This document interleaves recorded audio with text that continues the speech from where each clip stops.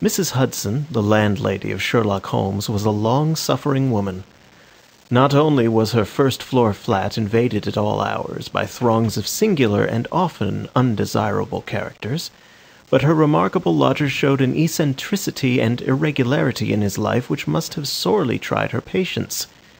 His incredible untidiness, his addiction to music at strange hours, his occasional revolver practice within doors, his weird and often malodorous scientific experiments, and the atmosphere of violence and danger which hung around him made him the very worst tenant in London. On the other hand, his payments were princely. I have no doubt that the house might have been purchased at the price which Holmes paid for his rooms during the years that I was with him. The landlady stood in the deepest awe of him, and never dared to interfere with him, however outrageous his proceedings might seem. She was fond of him, too, for he had a remarkable gentleness and courtesy in his dealings with women. He disliked and distrusted the sex, but he was always a chivalrous opponent. Knowing how genuine was her regard for him, I listened earnestly to her story, when she came to my rooms in the second year of my married life and told me of the sad condition to which my poor friend was reduced. "He's dying, Dr. Watson," said she. "For 3 days he has been sinking, and I doubt if he will last the day. He would not let me get a doctor. This morning, when I saw his bones sticking out of his face, and his great bright eyes looking at me, I could stand no more of it.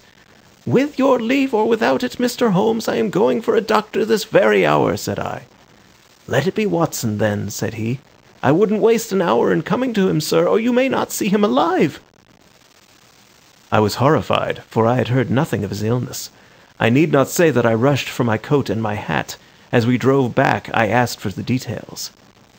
'There is little I can tell you, sir. He has been working at a case down in Rotherhithe, in an alley near the river, and he has brought this illness back with him. He took to his bed on Wednesday afternoon and has never moved since. For these 3 days neither food nor drink has passed his lips.' 'Good God, why did you not call in a doctor?' 'He wouldn't have it, sir. You know how masterful he is. I didn't dare to disobey him. But he's not long for this world, as you'll see for yourself the moment that you set eyes on him.' He was indeed a deplorable spectacle. In the dim light of a foggy November day, the sick room was a gloomy spot, but it was that gaunt, wasted face staring at me from the bed which sent a chill to my heart. His eyes had the brightness of fever, there was a hectic flush upon either cheek, and dark crusts clung to his lips. The thin hands upon the coverlet twitched incessantly, his voice was croaking and spasmodic. He lay listlessly as I entered the room, but the sight of me brought a gleam of recognition to his eyes.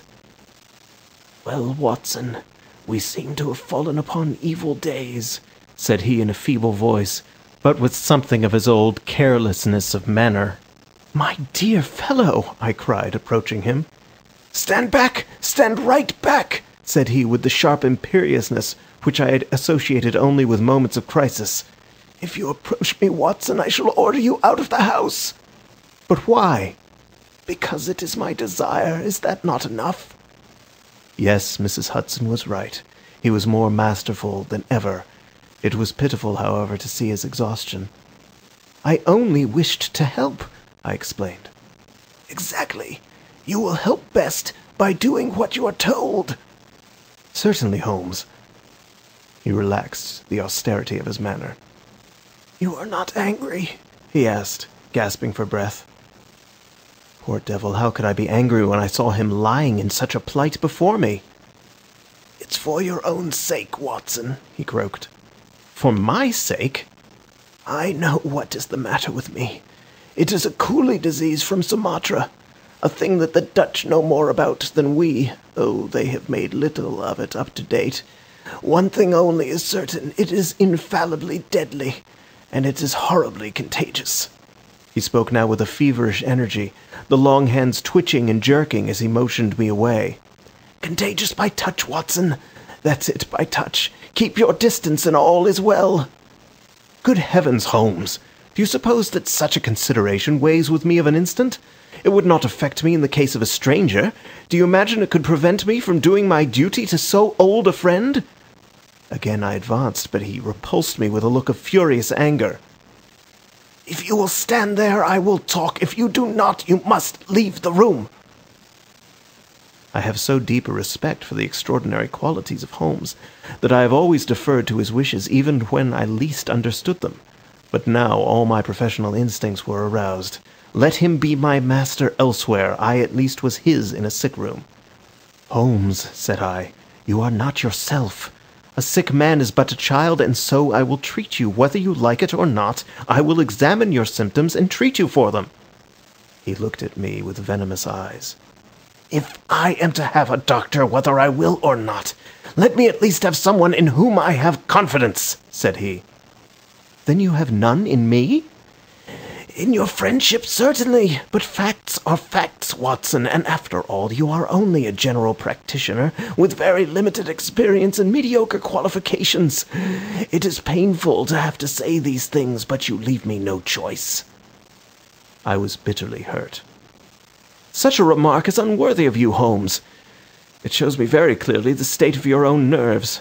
But if you have no confidence in me, I would not intrude my services. Let me bring Sir Jasper Meek, or Penrose Fisher, or any of the best men in London. But someone you must have, and that is final. If you think that I am going to stand here and see you die without either helping you myself or bringing anyone else to help you, then you have mistaken your man." "You mean well, Watson," said the sick man with something between a sob and a groan. "Shall I demonstrate your own ignorance? What do you know, pray, of Tapanuli fever? What do you know of the Black Formosa corruption?" "I have never heard of either." "There are many problems of disease, many strange pathological possibilities in the East, Watson." He paused after each sentence to collect his failing strength. "I have learned so much during some recent researches which have a medico-criminal aspect. It was in the course of them that I contracted this complaint. You can do nothing." "Possibly not.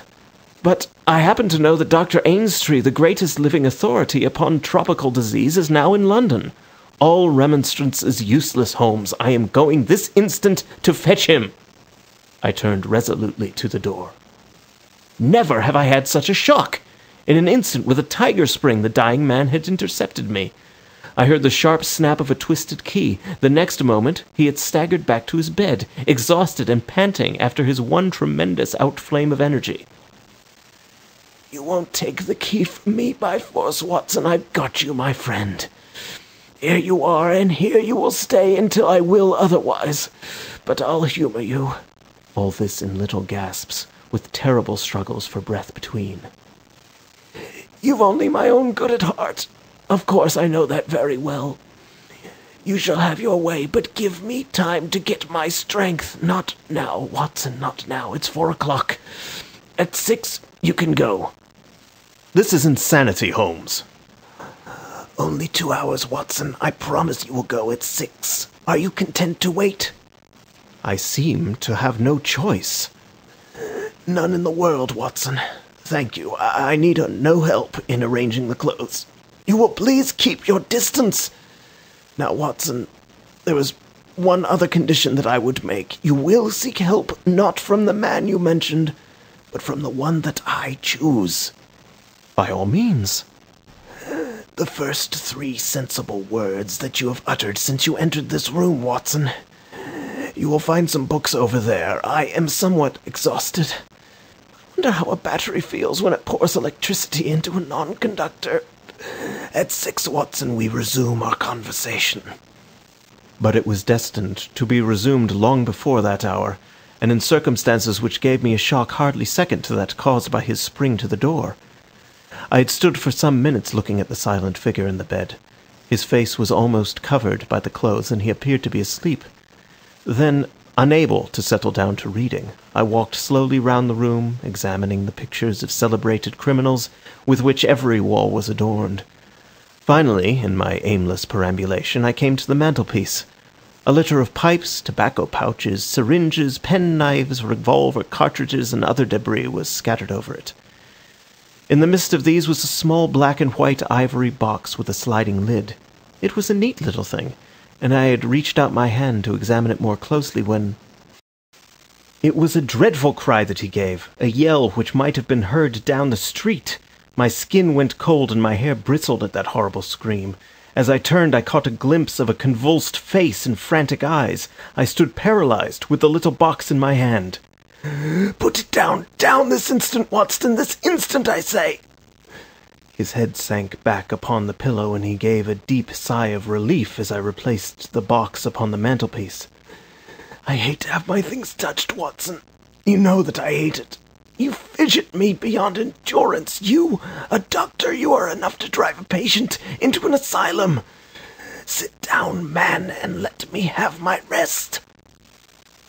The incident left a most unpleasant impression upon my mind. The violent and causeless excitement, followed by this brutality of speech so far removed from his usual suavity, showed me how deep was the disorganization of his mind. Of all ruins, that of a noble mind is the most deplorable. I sat in silent dejection until the stipulated time had passed. He seemed to have been watching the clock as well as I, for it was hardly 6 before he began to talk with the same feverish animation as before. "Now, Watson," said he, "have you any change in your pocket?" "Yes." "Any silver?" "A good deal." "How many half-crowns?" "I have 5. "Too few, too few. How very unfortunate, Watson. However, such as they are, you can put them in your watch pocket, and all the rest of your money in your left trouser pocket. Thank you. It will balance you so much better like that." This was raving insanity. He shuddered, and again made a sound between a cough and a sob. "You will now like the gas, Watson, but you will be very careful that not for one instant shall it be more than half on. I implore you to be careful, Watson." "Thank you. That is excellent. No, you need not draw the blind. Now you will have the kindness to place some letters and papers upon this table within my reach. Thank you. Now, some of that litter from the mantelpiece. Excellent, Watson. There is a sugar tongs there. Kindly raise that small ivory box with its assistance. Place it here among the papers. Good! You can now go and fetch Mr. Culverton Smith of 13 Lower Burke Street." To tell the truth, my desire to fetch a doctor had somewhat weakened, for poor Holmes was so obviously delirious that it seemed dangerous to leave him. However, he was as eager now to consult the person named as he had been obstinate in refusing. "I have never heard the name," said I. "Possibly not, my good Watson. It may surprise you to know that the man upon earth who is best versed in this disease is not a medical man, but a planter. Mr. Culverton Smith is a well-known resident of Sumatra, now visiting London. An outbreak of the disease upon his plantation, which was distant from medical aid, caused him to study it himself with some rather far-reaching consequences. He is a very methodical person, and I did not desire you to start before 6, because I was well aware that you would not find him in his study. If you could persuade him to come here and give us the benefit of his unique experience of this disease, the investigation of which has been his dearest hobby, I cannot doubt that he could help me." I gave Holmes's remarks as a consecutive whole, and will not attempt to indicate how they were interrupted by gaspings for breath, and those clutchings of his hands which indicated the pain from which he was suffering. His appearance had changed for the worse during the few hours that I had been with him. Those hectic spots were more pronounced, the eyes shone more brightly out of darker hollows, and a cold sweat glimmered upon his brow. He still retained, however, the jaunty gallantry of his speech. To the last gasp he would always be the master. "You will tell him exactly how you have left me," said he. "You will convey the very impression which is in your own mind. A dying man. A dying and delirious man.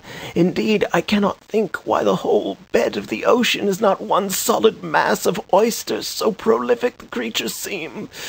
Ah, I am wondering. Strange how the brain controls the brain. What was I saying, Watson?" "My directions from Mr. Culverton Smith." "Ah, yes, I remember. My life depends on it. Plead with him, Watson. There was no good feeling between us. His nephew, Watson. I had suspicions of foul play, and I allowed him to see it. The boy died horribly. He has a grudge against me. You will soften him, Watson. Beg him, pray him, get him here. By any means. He can save me. Only he." I will bring him in a cab if I have to carry him down to it." "You will do nothing of the sort. You will persuade him to come, and then you will return in front of him. Make any excuse so as not to come with him. Don't forget, Watson. You won't fail me. You never did fail me. No doubt there are natural enemies which limit the increase of the creatures. You and I, Watson, we have done our part. Shall the world then be overrun by oysters? No, no, horrible. You'll convey all that is in your mind." I left him full of the image of this magnificent intellect, babbling like a foolish child. He had handed me the key, and with a happy thought I took it with me lest he should lock himself in. Mrs. Hudson was waiting, trembling and weeping, in the passage. Behind me, as I passed from the flat, I heard Holmes's high, thin voice in some delirious chant. Below, as I stood whistling for a cab, a man came on me through the fog. "How is Mr. Holmes, sir?" he asked. It was an old acquaintance, Inspector Morton of Scotland Yard, dressed in unofficial tweeds. "He is very ill," I answered. He looked at me in a most singular fashion. Had it not been too fiendish, I could have imagined that the gleam of the fanlight showed exultation in his face. "I heard some rumour of it," said he. The cab had driven up, and I left him. Lower Burke Street proved to be a line of fine houses lying in the vague borderland between Notting Hill and Kensington. The particular one at which my cabman pulled up had an air of smug and demure respectability in its old-fashioned iron railings, its massive folding door, and its shining brasswork. All was in keeping with a solemn butler who appeared framed in the pink radiance of a tinted electrical light behind him. "Yes, Mr. Culverton Smith is in. Dr. Watson. Very good, sir. I will take up your card." My humble name and title did not appear to impress Mr. Culverton Smith. Through the half-open door I heard a high, petulant, penetrating voice. "Who is this person? What does he want? Dear me, Staples, how often have I said that I am not to be disturbed in my hours of study?" There came a gentle flow of soothing explanation from the butler. "Well, I won't see him, Staples. I can't have my work interrupted like this. I am not at home. Say so. Tell him to come in the morning if he really must see me." Again the gentle murmur. Well, give him that message. He can come in the morning or he can stay away. My work must not be hindered." I thought of Holmes tossing upon his bed of sickness, and counting the minutes perhaps until I could bring help to him. It was not a time to stand upon ceremony. His life depended upon my promptness. Before the apologetic butler had delivered his message, I had pushed past him and was in the room. With a shrill cry of anger, a man rose from a reclining chair beside the fire. I saw a great yellow face, coarse-grained and greasy, with heavy double chin and two sullen, menacing grey eyes which glared at me from under tufted and sandy brows. A high bald head had a small velvet smoking cap poised coquettishly upon one side of its pink curve. The skull was of enormous capacity, and yet as I looked down, I saw to my amazement that the figure of the man was small and frail, twisted in the shoulders and back like one who has suffered from rickets in his childhood. "What's this?" he cried in a high, screaming voice. "What is the meaning of this intrusion? Didn't I send you word that I would see you tomorrow morning?" "I am sorry," said I, "but the matter cannot be delayed. Mr. Sherlock Holmes—" The mention of my friend's name had an extraordinary effect upon the little man. The look of anger passed in an instant from his face. His features became tense and alert. "Have you come from Holmes?" he asked. "I have just left him." "What about Holmes? How is he?" "He is desperately ill. That is why I have come." The man motioned me to a chair and turned to resume his own. As he did, I caught a glimpse of his face in the mirror over the mantelpiece. I could have sworn that it was set in a malicious and abominable smile, yet I persuaded myself that it must have been some nervous contraction which I had surprised, for he turned to me an instant later with genuine concern upon his features. "I am sorry to hear this," said he. "I only know Mr. Holmes through some business dealings which we have had, but I have every respect for his talents and his character. He is an amateur of crime, as I am of disease. For him the villain, for me the microbe. These are my prisons," he continued, pointing to a row of bottles and jars which stood upon a side table. "Among these gelatin cultivations, some of the very worst offenders in the world are now doing time." It was on account of your special knowledge that Mr. Holmes desired to see you. He has a high opinion of you and thought that you were the one man in London who could help him." The little man started and the jaunty smoking cap slid to the floor. "Why?" he asked. "Why should Mr. Holmes think that I could help him in his trouble?" "Because of your knowledge of Eastern diseases." "But why should he think that this disease which he has contracted is Eastern?" "Because in some professional inquiry he has been working among Chinese sailors down in the docks." Mr. Culverton Smith smiled pleasantly and picked up his smoking cap. "Oh, so that's it, is it?" said he. "I trust the matter is not so grave as you suppose. How long has he been ill?" "About 3 days." "Is he delirious?" "Occasionally." "Tut, tut. This sounds serious. It would be inhuman not to answer his call. I very much resent any interruption to my work, Dr. Watson, but this case is certainly exceptional. I will come with you at once." I remembered Holmes's injunction. "I have another appointment," said I. "Very good. I will go alone. I have a note of Mr. Holmes's address. You can rely upon my being there within half an hour at most." It was with a sinking heart that I re-entered Holmes's bedroom. For all I knew, the worst might have happened in my absence. To my enormous relief, he had improved greatly in the interval. His appearance was as ghastly as ever, but all trace of delirium had left him, and he spoke in a feeble voice, it is true, but with even more than his usual crispness and lucidity. "Well, did you see him, Watson?" "Yes, he is coming." "Admirable, Watson, admirable. You are the best of messengers." "He wished to return with me." "That would never do, Watson. That would be obviously impossible. Did he ask what ailed me?" "I told him about the Chinese in the East End." "Exactly. Well, Watson, you have done all that a good friend could. You can now disappear from the scene." "I must wait and hear his opinion, Holmes." "Of course you must. But I have reason to suppose that this opinion would be very much more frank and valuable if he imagines that we are alone. There is just room behind the head of my bed, Watson." "My dear Holmes!" "I fear there is no alternative, Watson.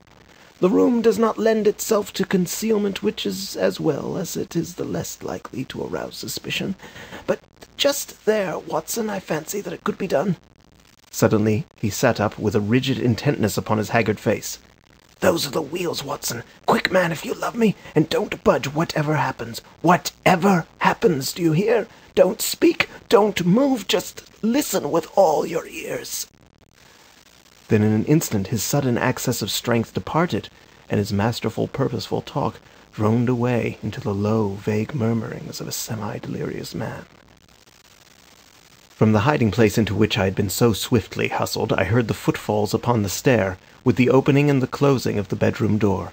Then, to my surprise, there came a long silence, broken only by the heavy breathings and gaspings of the sick man.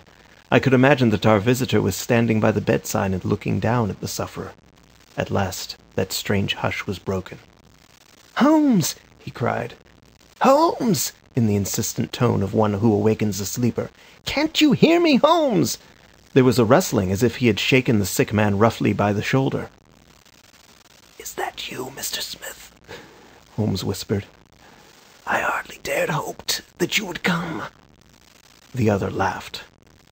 "I should imagine not," he said. "And yet, you see, I am here. Coals of fire, Holmes, coals of fire. It is very good of you, very noble of you. I appreciate your special knowledge." Our visitor sniggered. "You do. You are fortunately the only man in London who does. Do you know what is the matter with you?" "The same," said Holmes. "Ah, you recognize the symptoms?" "Only too well." "Well, I shouldn't be surprised, Holmes. I shouldn't be surprised if it were the same. A bad lookout for you if it is. Poor Victor was a dead man on the 4th day. A strong, hearty young fellow. It was certainly, as you said, very surprising that he should have contracted an out-of-the-way Asiatic disease in the heart of London. A disease, too, of which I had made such a very special study. Singular coincidence, Holmes. Very smart of you to notice it, but rather uncharitable to suggest that it was cause and effect." I knew that you did it. Oh, you did you? Well, you couldn't prove it anyhow. But what do you think of yourself, spreading reports about me like that, and then crawling to me for help the moment that you were in trouble? What sort of a game is that, eh? I heard the rasping, laboured breathing of the sick man. Give me the water, he gasped. You're precious near your end, my friend, but I don't want to go till I have had a word with you. That's why I give you water. There, don't slop it about. That's right. Can you understand what I say? Holmes groaned. Do what you can for me. Let bygones be bygones, he whispered. I'll put the words out of my head. I swear I will. Only cure me and I'll forget it. Forget what? Well, about Victor Savage's death. You as good as admitted just now that you had done it. I'll forget it. You can forget it or remember it, just as you like. I don't see you in the witness box. Quite another shaped box, my good Holmes, I assure you. It matters nothing to me that you should know how my nephew died. It's not him we are talking about, it's you. Yes. This fellow who came for me, I've forgotten his name, said that you contracted it down in the East End among the sailors. I could only account for it so. You are proud of your brains, Holmes, are you not? Think yourself smart, don't you? You came across someone who was smarter this time. Now cast your mind back, Holmes. Can you think of no other way you could have got this thing? I can't think. My mind is gone. For heaven's sake, help me. Yes, I will help you. I'll help you to understand just where you are and how you got there. I'd like you to know before you die. Give me something to ease my pain. Painful, is it? Yes, the coolies used to do some squealing towards the end. Takes you as cramp, I fancy. Yes, it is cramp. Well, you can hear what I say anyhow. Listen now. Can you remember any unusual incident in your life just about the time your symptoms began? No, nothing. Think again. I'm too ill to think. Well, then, I'll help you. Did anything come by post? By post? A box, by chance? I'm fainting. I'm gone. Listen, Holmes! There was a sound as if he was shaking the dying man, and it was all that I could do to hold myself quiet in my hiding place. You must hear me! You shall hear me! Do you remember a box, an ivory box? It came on Wednesday. You opened it. Do you remember? Yes. I opened it. There was a sharp spring inside it. Some joke. It was no joke, as you will find to your cost. You fool, you would have it, and you have got it. Who asked you to cross my path? If you had left me alone, I would not have hurt you. I remember, Holmes gasped. The spring, it drew blood. This box, this on the table. The very one, by George. And it may as well leave the room in my pocket. There goes your last shred of evidence.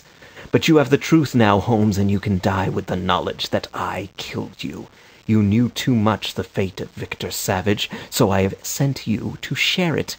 You are very near your end, Holmes. I will sit here, and I will watch you die. Holmes's voice had sunk to an almost inaudible whisper. What is that? Said Smith. Turn up the gas? Ah, the shadows begin to fall, do they? Yes, I will turn it up, that I may see you the better. He crossed the room, and the light suddenly brightened. Is there any other little service that I can do you, my friend? A match and a cigarette. I nearly called out in my joy and my amazement. He was speaking in his natural voice, a little weak, perhaps, but the very voice I knew. There was a long pause, and I felt that Culverton Smith was standing in silent amazement, looking down at his companion. "What's the meaning of this?" I heard him say at last, in a dry, rasping tone. "The best way of successfully acting a part is to be it," said Holmes. "I give you my word that for 3 days I have tasted neither food nor drink, until you were good enough to pour me out that glass of water. But it is the tobacco which I find most irksome. Ah, here are some cigarettes." I heard the striking of a match. "That is very much better. Hello! Do I hear the step of a friend?" There were footfalls outside, the door opened, and Inspector Morton appeared. "All is order, and this is your man," said Holmes. The officer gave the usual cautions. "I arrest you on the charge of the murder of one Victor Savage," he concluded. "And you might add the attempted murder of one Sherlock Holmes," remarked my friend with a chuckle. "To save an invalid trouble, Inspector, Mr. Culverton Smith was good enough to give our signal by turning up the gas. By the way, the prisoner has a small box in the right-hand pocket of his coat, which it would be as well to remove. Thank you, I would handle it gingerly if I were you. Put it down here. It may play its part in the trial." There was a sudden rush and a scuffle, followed by the clash of iron and a cry of pain. "You'll only get yourself hurt," said the inspector. "Stand still, will you?" There was the click of the closing handcuffs. "A nice trap!" cried the high, snarling voice. "It will bring you into the dock, Holmes, not me. He asked me to come here to cure him. I was sorry for him, and I came. Now he will pretend, no doubt, that I have said anything which he may invent which will corroborate his insane suspicions. You can lie as you like, Holmes. My word is always as good as yours." "Good heavens!" cried Holmes. "I had totally forgotten him. My dear Watson, I owe you 1,000 apologies. To think that I should have overlooked you. I need not introduce you to Mr. Culverton Smith, since I understand that you met somewhat earlier in the evening. Have you the cab below? I will follow you when I am dressed, for I may be of some use at the station." "I never needed it more," said Holmes, as he refreshed himself with a glass of claret and some biscuits in the intervals of his toilet. "However, as you know, my habits are irregular, and such a feat means less to me than to most men. It was very essential that I should impress Mrs. Hudson with the reality of my condition, since she was to convey it to you, and you in turn to him. You won't be offended, Watson. You will realize that among your many talents dissimulation finds no place, and that if you had shared my secret, you would never have been able to impress Smith with the urgent necessity of his presence, which was the vital point of the whole scheme. Knowing his vindictive nature, I was perfectly certain that he would come to look upon his handiwork." "But your appearance, Holmes, your ghastly face." 3 days of absolute fast does not improve one's beauty, Watson. For the rest, there is nothing which a sponge may not cure. With Vaseline upon one's forehead, belladonna in one's eyes, rouge over the cheekbones, and crusts of beeswax round one's lips, a very satisfying effect can be produced. Malingering is a subject upon which I have sometimes thought of writing a monograph. A little occasional talk about half-crowns, oysters, or any other extraneous subject produces a pleasing effect of delirium. "But why would you not let me near you, since there was in truth no infection?" "Can you ask, my dear Watson? Do you imagine that I have no respect for your medical talents? Could I fancy that your astute judgment would pass a dying man who, however weak, had no rise of pulse or temperature? At 4 yards I could deceive you. If I failed to do so, who would bring my Smith within my grasp? No, Watson, I would not touch that box. You can just see if you look at it sideways where the sharp spring like a viper's tooth emerges as you open it. I dare say it was by some such device that poor Savage, who stood between this monster and a reversion, was done to death. My correspondence, however, is, as you know, a varied one, and I am somewhat upon my guard against any packages which reach me. It was clear to me, however, that by pretending that he had really succeeded in his design, I might surprise a confession. That pretense I have carried out with the thoroughness of the true artist. Thank you, Watson. You must help me on with my coat. When we have finished at the police station, I think that something nutritious at Simpson's would not be out of place.